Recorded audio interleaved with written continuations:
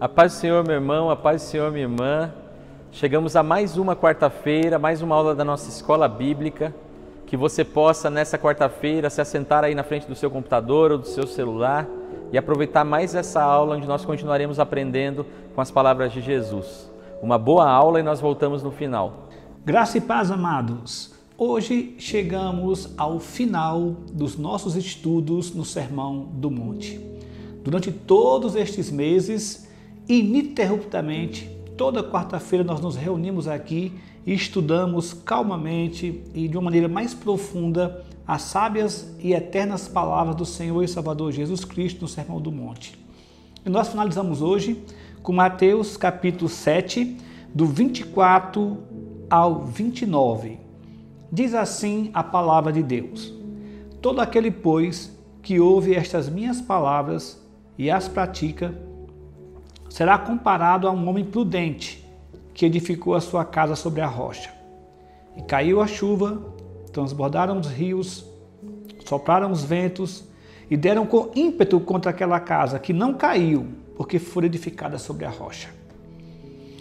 E todo aquele que ouve estas minhas palavras e não as pratica, será comparado a um homem sensato, que edificou a sua casa sobre a areia. E caiu a chuva, transbordaram os rios, sopraram os ventos e deram com ímpeto contra aquela casa, e ela desabou, sendo grande a sua ruína. Quando Jesus acabou de proferir estas palavras, estavam as multidões maravilhadas da sua doutrina, porque eles as ensinavam como quem tem autoridade, e não como os escribas. Muito bem. O Sermão do Monte, como nós já falamos, é o sermão mais conhecido do Senhor e Salvador Jesus Cristo, provavelmente o mais profundo, e o sermão que todas as pessoas, de uma certa maneira ou de outra, se relacionam com ele. Porque o Sermão do Monte é o código de lei do novo reino, do reino de Cristo. É a nova legislação, é a nova lei. Assim como Moisés deu a lei no Sinai para o povo de Deus, Jesus deu a sua lei aqui no Sermão do Monte. E no Sermão do Monte, como nós já vimos até agora, ele é extremamente bem esboçado. Ele é esboçado em 7 partes. Jesus divide o Sermão do Monte em 7 partes. Cada parte, ele muda o propósito e o assunto de uma maneira assim assombrosa, e segue uma ordem lógica, não só lógica, como crescente. Então, quem já estudou até aqui vai lembrar que eu falei que o Sermão do Monte é dividido nessas 7 partes. Quais são essas 7 partes? Começa com o caráter do cristão, a primeira parte do Sermão do Monte. A segunda parte trata da influência do cristão. A terceira parte trata da justiça do cristão. A quarta parte da piedade do cristão, ou da religião do cristão. A quinta parte da ambição do cristão, ou o sonho do cristão. A sexta parte, que foi a última pregação, os relacionamentos do cristão. Então, 6 partes. Quando chega nessa agora, que é a última parte, que é a 7ª parte, ele vai tratar do compromisso do cristão. Esse compromisso que envolve uma dedicação. Mais do que isso, envolve uma decisão diária. Então, nessa parte de hoje, Cristo não só vai tratar do compromisso do cristão, aquilo que você tem que ter compromisso, aquilo que você tem que se dedicar e aquilo que você tem que decidir diariamente na sua vida. Não adianta você decidir ontem e não decidir hoje. Se dedicar ontem, não se dedicar hoje. Decidir ontem, não decidir amanhã. Então, é uma doutrina que envolve uma prática de vida contínua, ou até a nossa morte, ou até Jesus Cristo voltar. Então, veja que o Sermão do Monte encerra com esse compromisso, com essa decisão, com essa dedicação, como eu coloquei aqui. Se você está lembrado da pregação passada, ele terminou a pregação passada falando para o crente. Ele não falou para os descrentes, ele falou para o crente. Ele começou dizendo, nem todo o que me diz Senhor, Senhor. Então ele está falando para pessoas que o conhecem e que o seguem. E dentre aquelas pessoas que o conhecem e o seguem, ainda assim, muitos não são verdadeiros. Mas ele entrou, e eu também acabei expondo um pouquinho, o final do Sermão do Monte, a partir do versículo 24 que eu acabei de ler. Ele começa dizendo, todo aquele, pois, que ouve estas minhas palavras e as pratica, será comparado a um homem prudente que edificou a sua casa sobre a rocha. Então ele está concluindo. Conclui chamando você para um desafio, chamando você para um compromisso, para uma decisão, para uma dedicação. Todo, pois, aquele que ouve. E o tempo verbal aqui na língua grega é presente contínuo. Ouve agora e vai continuar ouvindo. Na língua portuguesa nós não temos esse tempo verbal que o grego tem. Então você está ouvindo agora, aquele que ouve, e vai continuar ouvindo. Por isso que ele diz, será comparado, futuro, a um homem prudente. Por quê? Porque o tempo verbal grego dá essa ideia. Você está ouvindo, continuará ouvindo essas palavras. Então ele chama para um compromisso. E o compromisso aqui é aquele que ouve. E não é ouvir só de ouvir. Por quê? Porque na pregação passada ele questionou justamente a pessoa que apenas ouve, a pessoa apenas que professa de boca. Então aqui é um ouvir no sentido de obedecer. É um ouvir no sentido de compromisso, como eu acabei de falar, de decisão, de dedicação. Então ele encerra o Sermão do Monte contando uma parábola, que é típico dos ensinos de Jesus Cristo. Praticamente todo ensino de Cristo, ele começa com coisas simples, porque o Evangelho é simples, e para finalizar, geralmente ele conta uma parábola, uma pequena parábola. Então ele encerrou o Sermão do Monte contando essa parábola. A parábola de dois construtores, um sábio e um tolo. E essa palavra tolo aqui é a palavra de uma pessoa que não é tolo no sentido apenas de não saber o que está fazendo. Não, é um tolo no sentido de querer levar vantagem sem poder. Essa é a ideia aqui. Porque uma pessoa que tenta querer enganar Deus é realmente um estulto, é realmente um tolo, porque ele não vai levar vantagem. Deus é aquele que conhece mentes e corações. Então ele conta a palavra dos dois construtores, o sábio e o tolo. O sábio edificou na rocha e o tolo edificou sobre a areia. A parábola, a ideia é que alguém passando e olhando para aquelas duas casas não veria a diferença. Assim como você não pode ver a diferença de um cristão para outro. Por quê? Porque nós vemos apenas o exterior. Deus vê o interior. Então, ele conta essa parábola. Passando, ninguém veria a diferença nas duas casas. Porque a diferença estava no alicerce, que ninguém vê. E ele então conta a história que um edificou sobre a rocha. Só que para edificar sobre a rocha envolve esforço, envolve dedicação. Por isso que eu estou usando a palavra aqui, compromisso, dedicação, decisão. E você tem que decidir cavar a rocha. Você tem que se dedicar a fazer o edifício sobre a rocha. Envolve perseverança. Envolve uma real compreensão que você tem daquela rocha, que você necessita daquela rocha, de edificar sobre aquela rocha. E é isso que o construtor sábio fez. Ele cavou, ele se esforçou, ele suportou as dificuldades, ele perseverou, pagou um preço alto. Por quê? Porque ele sabia que aquela rocha iria vencer, naquela rocha ele venceria as reais calamidades e as reais dificuldades da vida. Por isso que ele cava na rocha.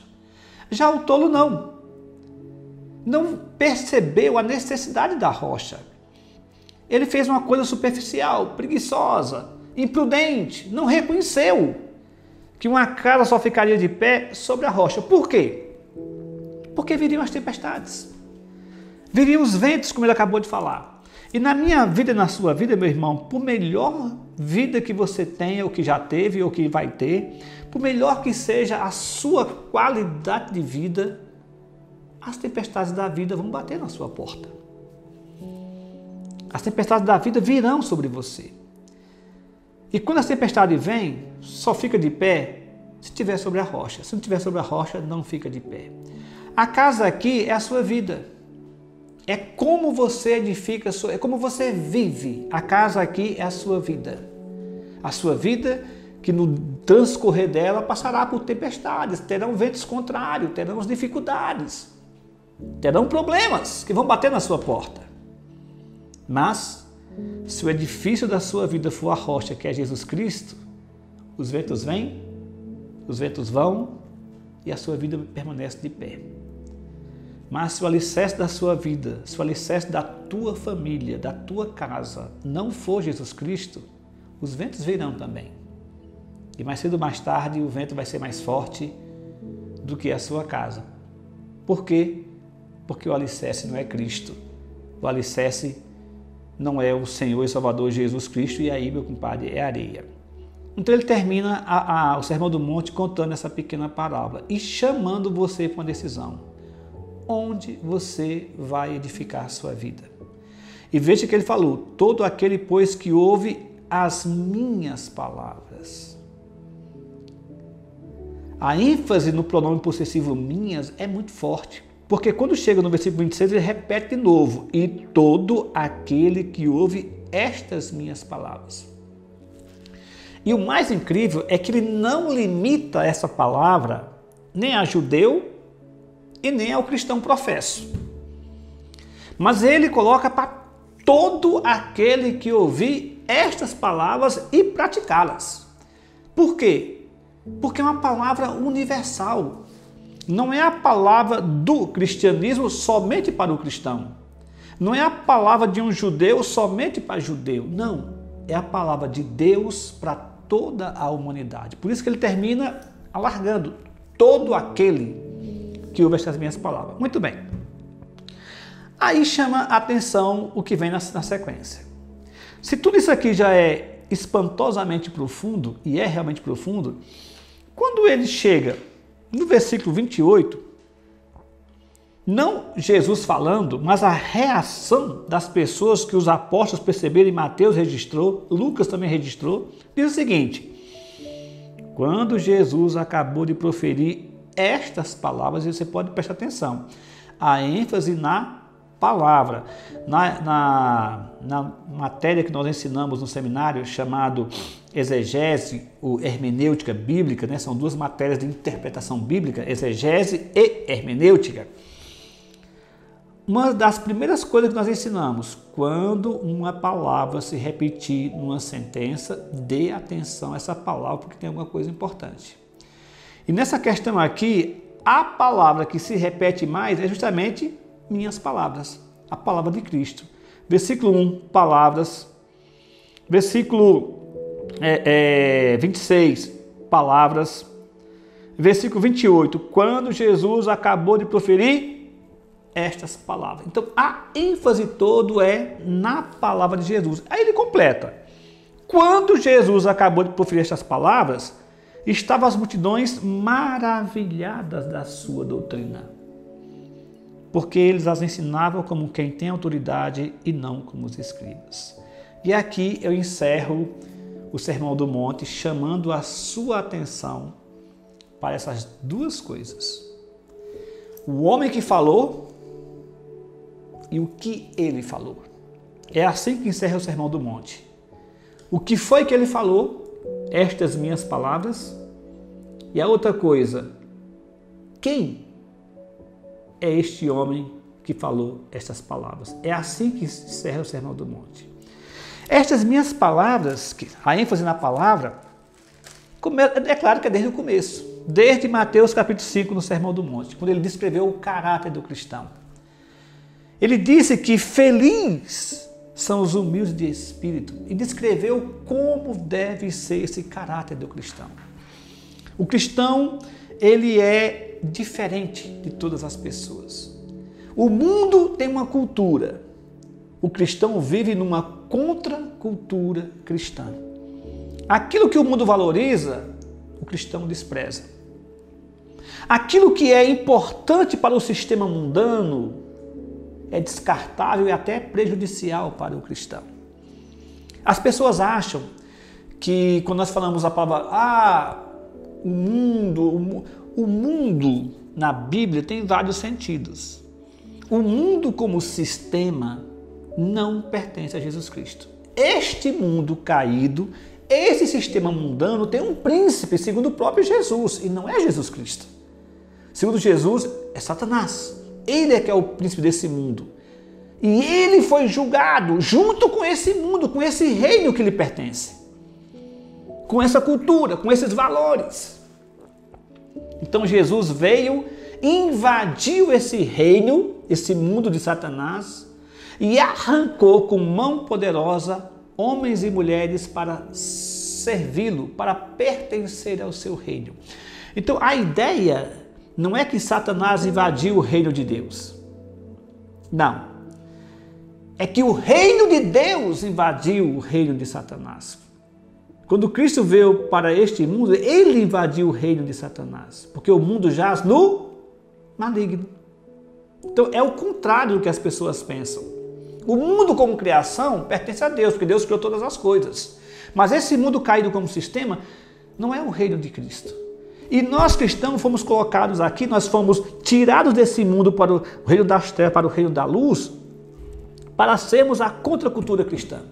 Então ele escreveu a primeira coisa, vocês têm que ter esse caráter. E quem lembra das primeiras pregações do Sermão do Monte, eu falei que ninguém ensina isso. Por exemplo, quem é que vai dizer feliz o pobre de espírito? Ninguém fala isso. Como Jesus começou o Sermão do Monte. A palavra humilde aqui, torros, pode ser traduzido como pobre. Se eu disser que você é pobre de espírito, você vai me xingar. Cristo diz, feliz os humildes de espírito ou pobres de espírito, porque deles é o reino do céu. Então ele já começa mostrando um valor totalmente contrário do que o mundo entende. O mundo não aceita humildade. O mundo nem valoriza a humildade. Humildade para o mundo é fraqueza. O mundo prega que você tenha um alter ego evoluído. Freud fala isso. A psicologia fala isso, a filosofia fala isso, a mídia fala isso. Você tem que ser mais você. Você tem que confiar em você. É por isso que se vende tanto livro de autoajuda, porque livro de autoajuda é eles ensinando você a ser Deus, a ser seu Deus. E Cristo diz, de jeito nenhum. Feliz é aquele que é pobre de espírito, que não confia em si mesmo. Então ele começou mostrando o caráter do cristão. Depois ele mostrou a influência do cristão. O cristão é o sal da terra e a luz do mundo. Nós é que estamos impedindo esse mundo de apodrecer mais rápido. Ainda a luz desse mundo por causa da igreja, por causa de Cristo, por causa do Espírito Santo, por causa dos cristãos. Por isso que quando a igreja for sair, acabou a luz. Quando a igreja for arrebatada. Ele falou da justiça do cristão. O cristão tem que ser a pessoa mais justa do mundo. O cristão não pode concordar com a injustiça em nenhuma esfera. Ele tem que ser alérgico à injustiça. Por quê? Porque o nosso Deus é Deus de justiça. Sabe qual é o maior pecado do cristão? E eu preguei isso nessa parte. O maior pecado do cristão é ser injusto. E sabe qual é a grande bênção do cristão? É ser justificado em Cristo Jesus. A quarta parte ele tratou da piedade do cristão, da religião do cristão. O cristão é aquele que tem uma religião diferente das outras, que faz para Deus, que não procura aplauso, que não procura o reconhecimento humano, apenas o reconhecimento do Pai Celeste. Depois ele tratou da ambição, o que ele deseja, o que ele sonha, o que ele aspira. O mundo busca tesouro, riqueza, busca, e o cristão também.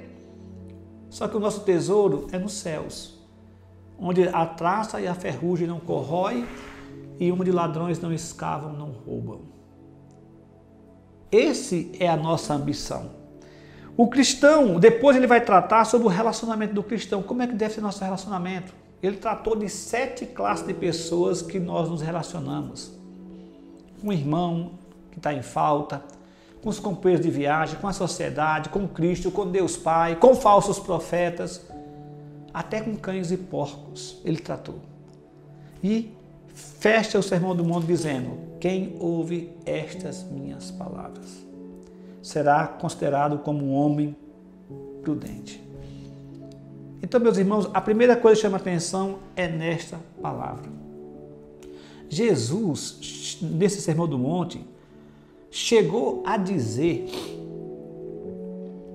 que Moisés falou isso, por exemplo, vistes o que foi, por exemplo, Mateus capítulo 6, versículo 25, ouvistes o que foi dito, eu, porém, vos digo, Mateus capítulo 6, Mateus capítulo, todo o capítulo 6, né, de Mateus, mas, por exemplo, um pouquinho também antes, Mateus capítulo 5, ouvistes o que foi dito, Mateus 5, 21, que foi usando, não matarás, eu porém vos digo, amai vossos inimigos. Mas quem foi que disse não matarás? Deus.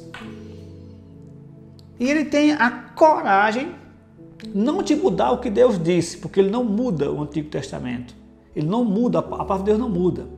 Mas a interpretação que deram errada das palavras de Deus no Antigo Testamento. Ele chega a dizer, eu porém, ele coloca a sua palavra no nível da palavra do próprio Deus. Ninguém fez isso.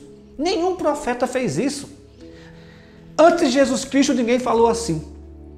Depois de Cristo, ninguém falará assim. Eu vos digo. Então a ênfase é na sua palavra. E a segunda coisa é na pessoa que está falando. Quando Jesus acabou de proferir estas palavras, ênfase na palavra, estavam as multidões maravilhadas da sua doutrina, porque ele falava como quem tem autoridade e não como os escribas. A ênfase na palavra e a ênfase na pessoa. E aqui se encerra o Sermão do Monte. Por quê? Porque se nós já olhamos a palavra, nós temos que olhar agora para a pessoa. Quem é esse homem? Quem é esse homem que deixou multidões maravilhadas? Eu até marquei aqui, que eu achei muito interessante. Na minha versão coloca as multidões ficaram maravilhadas. Outras versões colocam as multidões ficaram atônitas. A palavra grega, que na minha versão foi traduzido como maravilhadas, as multidões ficaram maravilhadas, a palavra grega é tão forte, é uma palavra tão especial na língua grega, que poucas vezes ela aparece. E quando aparece, geralmente em relação a Jesus Cristo. É a palavra grega exeplissoton, palavrazinha difícil, né? Exeplissoton. Essa palavra literalmente significa ficar estarrecido, ficar assombrado. É como quando ele acabou de falar, as pessoas arregalassem os olhos, abrissem a boca assim, gente, quem é esse homem que diz estas palavras? E lembra, ele está falando para judeus que conheciam muito bem o Antigo Testamento, leigos e eruditos, porque lá estavam escribas e fariseus acompanhando. E quando ele termina, ficam todo mundo, eles nunca tinham ouvido estas palavras, como Jesus falou. Nenhum profeta falou assim. E no tempo de Jesus havia duas escolas rabínicas muito fortes. Dois rabinos extremamente famosos. A escola de Shammai, de um rabino chamado Shammai, Ben Shammai, e a escola de Hillel, que era um outro famoso rabino. Uma mais liberal e outra mais ortodoxa. Jesus veio e destronou todas as escolas rabínicas com o seu ensino. Não só as escolas rabínicas, mas os sábios do mundo. Quem é esse homem? E quando você faz a pergunta do versículo 9, ele ensinava como quem tem autoridade, com uma confiança, com uma segurança. Ele não Você vê o Sermão do Monte, você não vê nenhuma contradição, ele não titubeia. Ele não faz nenhum remendo. Ele sequer se presta a explicar alguma coisa como se estivesse amenizando ou aumentando. Não, é cirúrgica cada palavra que ele fala. É uma autoridade, é um conhecimento que não é humano. Nenhum ser humano poderia pregar esse sermão, pela sua própria capacidade. Então fica a pergunta. A primeira parte, a ênfase é na palavra. A segunda parte é na pessoa. Quem é este homem? Eu vou dar para vocês sete argumentos para encerrar o Sermão do Monte dizendo para você quem é esse homem. O que foi que ele fez? O que foi que ele disse? Quem ele é? Depois que terminou essa pregação no Sermão do Monte, como foi que as pessoas entenderam que era Cristo, incluindo seus próprios discípulos? 7 argumentos. Primeiro, ele falou com a autoridade de um mestre, o mestre de todos os mestres. Ele não citava ninguém para apoiar o que ele falou. Pode observar. Quando um rabino ia, Hillel, Shammai ou qualquer outro rabino ia discordar alguma coisa, quando eu vou pregar, eu cito várias pessoas. Martin Lloyd Jones, John Stott, Spurgeon, Almir Marculino Tavares, Hernandes Dias Lopes. Jesus não tinha isso. Quando ele ensinava, ele não chamava ninguém para apoiar sua palavra, sua doutrina, como os profetas faziam. Como os rabinos faziam, ele dizia, é a minha palavra. Isso chama logo a atenção. Ele não citava ninguém para apoiar a sua doutrina, ao contrário dos escribas e fariseus, que citavam outros sábios, outros eruditos, como as pessoas do mundo fazem. Eu estou acabando de dizer, nós pregadores, eu pregador, faço muito isso. Quarta-feira passada eu citei várias vezes teólogos aqui. Jesus não citava ninguém. Era a sua palavra, era a sua doutrina. Isso é uma coisa que já espanta num sermão desse tamanho.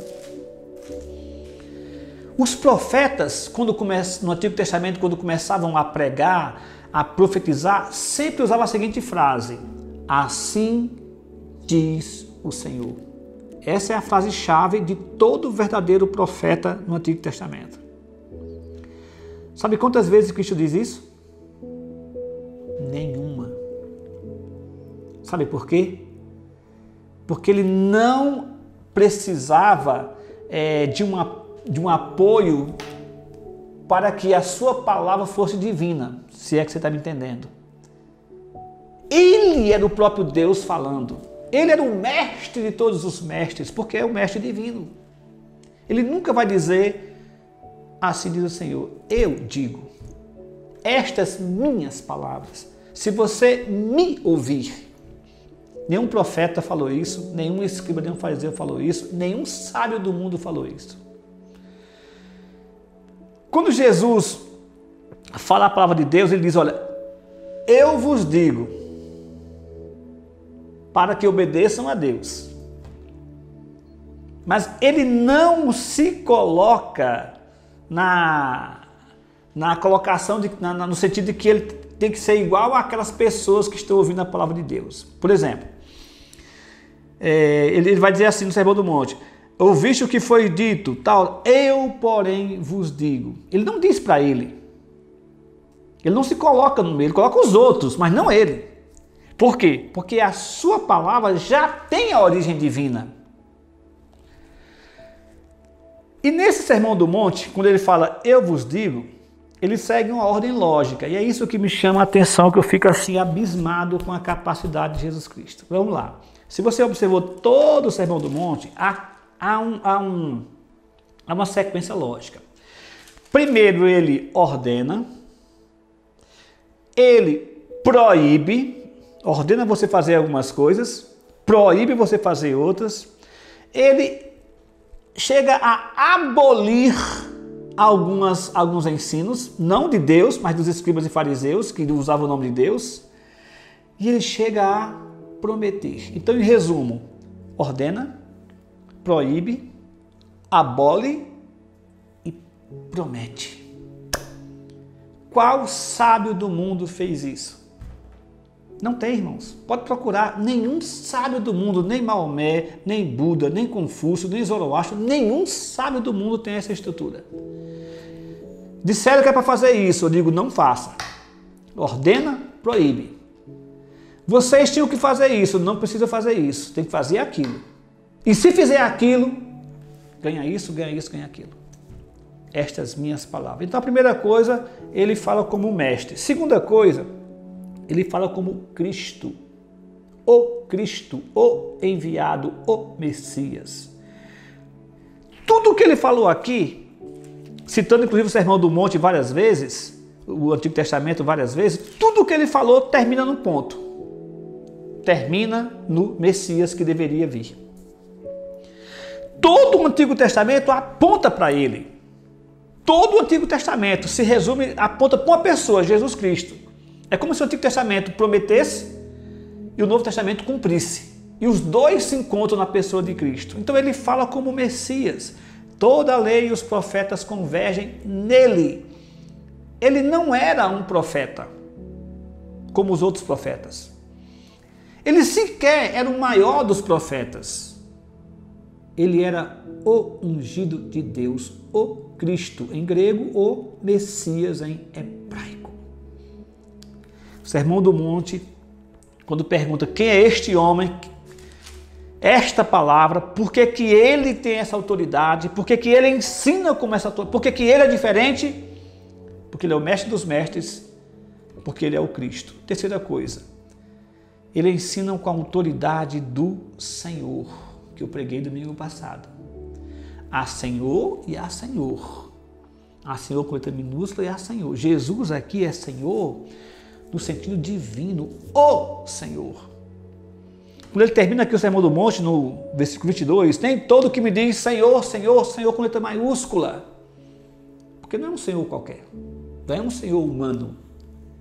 É um Senhor ligado a Jeová, a Javé, o Deus do Antigo Testamento. Ele prega com a autoridade do Senhor. Ele era Senhor no termo divino. Não era Senhor no sentido humano, mas era Senhor no sentido divino. Não era Senhor no sentido de um rabi, como os outros rabinos eram. Os outros rabinos também eram tratados de Senhor, mas ele não era um rabi como os outros. Tanto não era que os seus discípulos não se tornaram rabinos.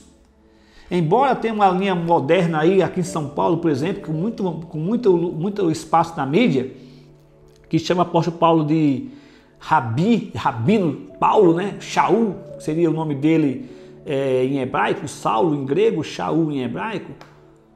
Nenhum dos seus discípulos se tornaram rabi, nenhum. O que era normal, havia o rabi e quando morria, um dos seus discípulos assumia a escola e a filosofia do rabino e a ideologia. Os discípulos não fizeram isso. Eles não se tornaram rabi. Se tornaram testemunhas de Cristo, de que ele é o Cristo, o Messias. Então ele pega com autoridade de Senhor. Mas também ele pregou com autoridade de Salvador. Ele deixou claro, há dois caminhos, esse e aquele, há duas portas. Se você ouvir a minha palavra, você vai encontrar a vida e a vida eterna. Você quer ganhar o reino dos céus? Seja assim. Porque ele falou com a autoridade do Salvador. Ele conhecia o caminho da salvação. Mais do que isso, ele se dizia este caminho. Se você ouvir esta minha palavra, você vai chegar a preservar a sua vida e a vida eterna. Quinto, ele prega com a autoridade de juiz. Ele afirmou que vai haver um juízo final, quer você queira, quer você creia ou não. Quer você queira ou não, haverá um juízo final. Mateus capítulo 7, do 15 ao 23, que nós pregamos nas semanas anteriores. E agora nessa passagem que eu acabei de falar, das duas casas, vai haver um juízo final. E no juízo final, é claro que vai ter um juiz. Se vai ter um julgamento final, tem que ter um juiz. E ele afirma não só a certeza do juízo final, como ele será o juiz do julgamento final. Ele. Todos aqueles que se portaram escarnecendo de Jesus, que ele chamou de cães e porcos. Os falsos profetas, aqueles do caminho largo, vão se encontrar com Cristo no final. Os crentes, os cristãos também. E é ele que vai dar a sentença final. sua autoridade como juiz. Penúltimo, sua autoridade como filho de Deus. Jesus mostrou no Sermão do Monte a sua filiação única com Deus Pai. Ele chama Deus de Abba Pai, um termo assim muito íntimo de um filho para um pai, quase papai ou paizinho. Se fosse no Nordeste era painho. Mas só um filho pode chamar um pai assim. E ele chamava Deus assim, mostrando a sua filiação com Deus como filho único, unigênito de Deus. Deus era pai para ele de maneira diferente do que é pai para mim e para você. Isso fica bem claro, por exemplo, no Evangelho segundo João, capítulo 5, João 5:18, quando João descreve esse relacionamento de Cristo com seu Pai, no versículo 18 ele diz o seguinte: por isso, pois, os judeus ainda mais procuravam matá-lo, porque não somente violava o sábado, mas também dizia que Deus era seu próprio Pai, fazendo-se igual a Deus. Jesus deixou isso claro no Sermão do Monte. As minhas palavras. Se você naquele último dia me chamar Senhor, Senhor, se você não me chamar Senhor, me vendo como Deus, você vai ser condenado, porque eu vou te condenar. Autoridade de Filho de Deus. E, finalmente, quem é esse pregador? Esse pregador é Deus.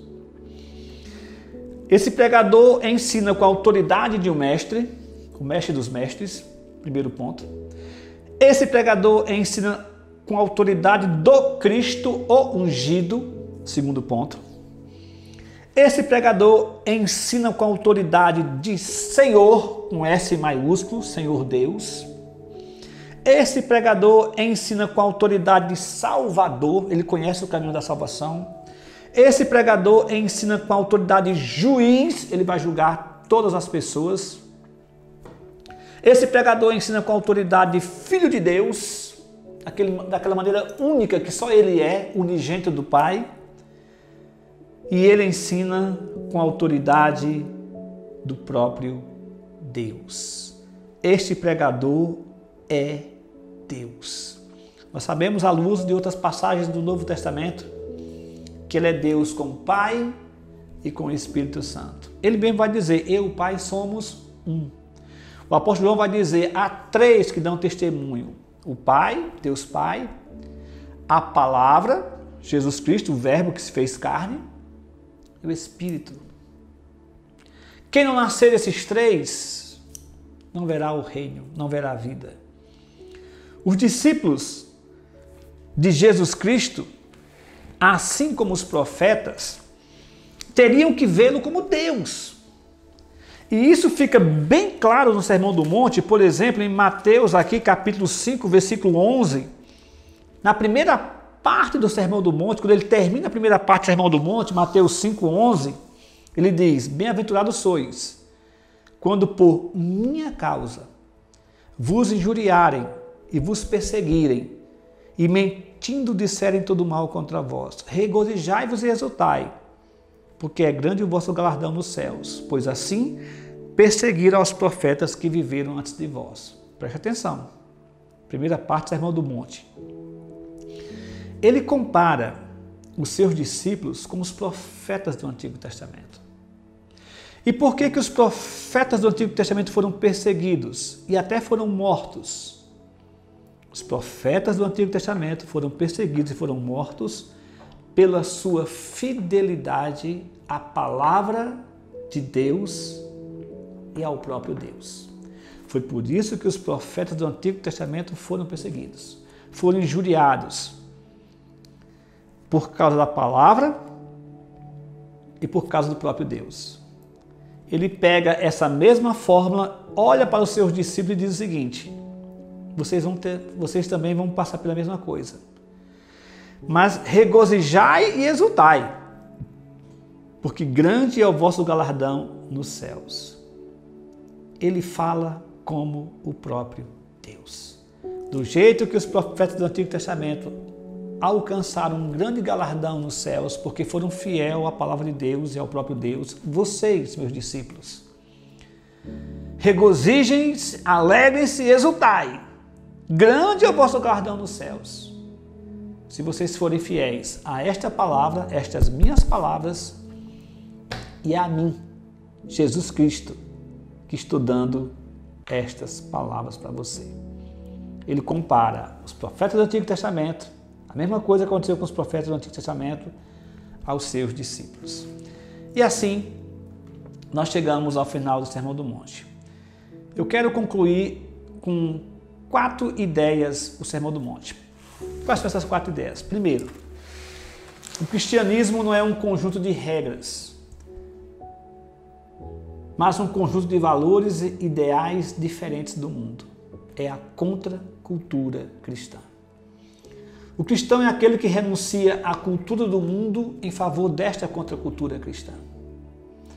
O cristão é o sal da terra e a luz do mundo. Nossa justiça é mais profunda porque é do coração. Nosso amor deve ser mais amplo porque alcança até os pares da sociedade e até os nossos inimigos. Nossa piedade não deve ter ostentação hipócrita. Nossa religião é a religião do coração, da sinceridade. É em espírito e em verdade, para o Deus que está nos céus, em secreto, que nos vê. Nossa oração não é da boca para fora, não é verbosidade, não é para parecer como os pagãos. Nossa oração é um derramar-se diante de Deus, ou de súplica, ou de gratidão. Nossas esmolas, nossos jejuns, nossas orações não buscam aplausos, nem reconhecimento desse mundo, nem reconhecimento humano, mas a glória de Deus. Nosso tesouro não são como os tesouros da terra. Dura por toda a eternidade o nosso tesouro. Traça não corrói, ladrão não rouba, porque o tesouro verdadeiro para um cristão é Cristo. É a sua palavra, é seu sacrifício, é seu amor, é sua graça, é sua misericórdia. O nosso Senhor não é Mamon, o dinheiro, o poder. O nosso Senhor é Jesus Cristo, Senhor, Salvador, Mestre, Juiz e Deus. As nossas ambições não é outra senão a propagação do reino de Deus sobre toda a terra. O nosso desejo é que a justiça de Deus alcance todo o mundo, todas as nações, todas as tribos, línguas, povos e raças. A nossa religiosidade não é de fariseu religioso, nem de pagão irreligioso, mas a nossa religião é imitar Jesus Cristo. Não vamos seguir a multidão, caminho largo, porta larga, mas vamos seguir ao nosso Pai que estás nos céus. Não vamos seguir os ventos das ideias e da opinião pública. Vamos ser dirigidos por estas palavras. Aquele que ouve estas minhas palavras. O que a mídia diz, o que o mundo diz, o que os sábios do mundo dizem, para nós não importa. O que importa é o que este sábio nos diz. Vamos ser guiados pela bendita e perfeita vontade de Deus, pela bendita e perfeita palavra de Deus. Depois da pregação, Jesus então convoca a tomarmos uma decisão. Qual caminho vamos seguir? O largo ou o estreito? Em qual terreno vamos edificar? Na areia ou na rocha que é Cristo? Muito, mas muito mais importante do que a escolha das realizações da nossa vida, até do nosso companheiro, da nossa companheira da nossa vida. Muito mais importante do que isso é a escolha da própria vida. Portanto, meus amados irmãos, eu encerro o Sermão do Monte como Josué, há milhares de anos atrás, falando para o povo antes de entrar na Terra Prometida. Qual caminho vocês vão seguir? qual deuses vocês vão querer servir? Os deuses que estão da além do Jordão, que vossos pais serviram? É aqueles que vocês querem seguir? Esses caminhos de morte? Vocês é quem sabe. Mas disse Josué: eu e minha casa serviremos ao Senhor. Que Deus te abençoe. Que a pregação do Sermão do Monte tenha sido uma bênção para a sua vida. Glória a Deus e somente a Deus, toda a glória. Deus abençoe. Amém. Louvado seja Deus pela vida do pastor Helder, que tem nos ensinado semana após semana. Louvado seja Deus pela sua vida, que tem acompanhado todas as semanas essas aulas. E eu quero continuar te incentivando a colocar em prática aquilo que nós temos aprendido aqui nas aulas da Escola Bíblica. E também te incentivar a continuar participando da nossa programação, seja online, seja presencial, nós continuamos sendo igreja. Então que você possa continuar acompanhando aqui no nosso canal do YouTube, no nosso Instagram, toda a nossa programação. Que o Senhor te abençoe, que você tenha uma boa noite de quarta-feira.